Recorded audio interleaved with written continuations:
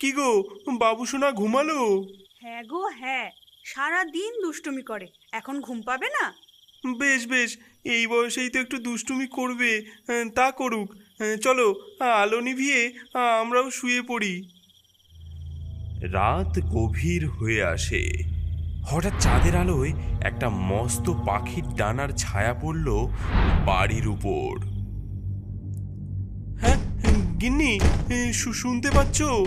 ও ও ও কিসের শব্দ গো?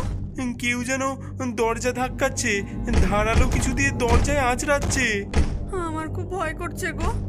হ্যাঁ হ্যাঁ, কে কে কে শব্দ করে? অমনি একটা কাকের কর্কশ ডাক শোনা গেল। দরজাটা ধাক্কা খেতে খেতে দড়াম করে ভেঙে গেল।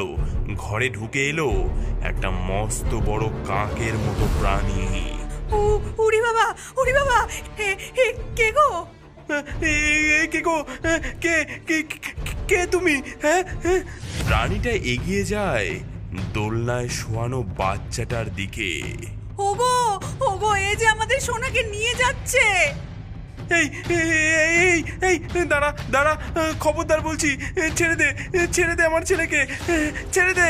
ভদ্রলোক লাঠি হাতে ছুটে যায়, কিন্তু কাকটা কর্কশ কণ্ঠে চিৎকার করে উঠে ডানা ঝাপটায়। ডানার ধাক্কায় ছিটকে যায় ভদ্রলোক।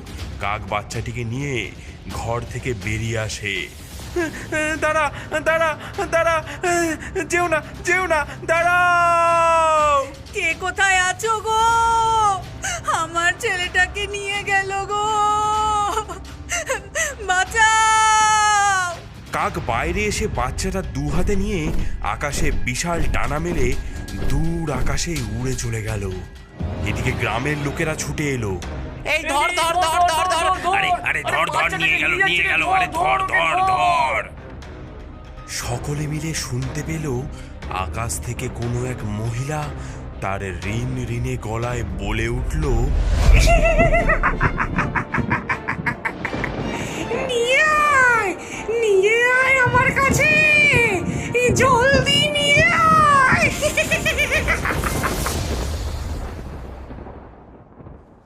আরে চলো চলো ভাইয়া, চলো একটু জলদি চলো, নাতিকে চোখে না দেখা অবধি শান্তি হচ্ছে না যে। উফ, তুমি দেখছি একেবারে নাতি নাতি করে পাগল হয়ে উঠেছো। তা হব না, 10টা নয় 5টা নয়, একটা মাত্র নাতি। ও আমার 7 রাজার ধন, এক মানিক।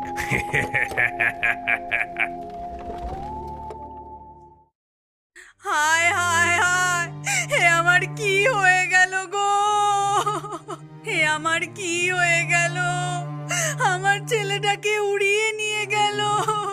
হায় হায়। কেঁদো না সরলা, সরলা কেঁদো না,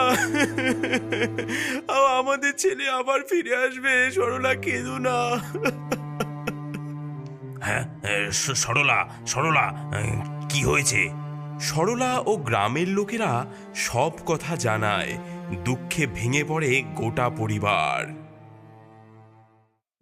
বাবা, এভাবে আর কতদিন? আমরা যে মহাপাপ করছি। কি করব বলো, আমাদের আর কি বা করার আছে?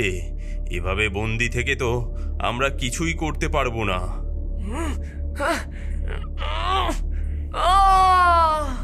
পারবে না, ও গরাদ জাদু মন্ত্র দিয়ে তৈরি করা।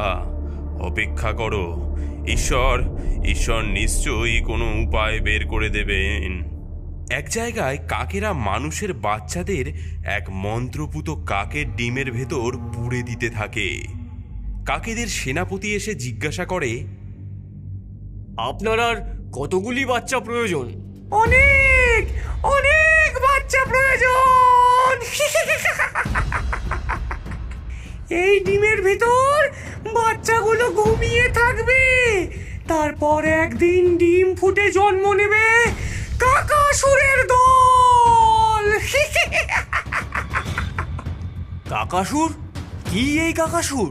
কাকাসুরের শক্তি অনেক বেশি, ওদের মায়াবী ক্ষমতা আছে।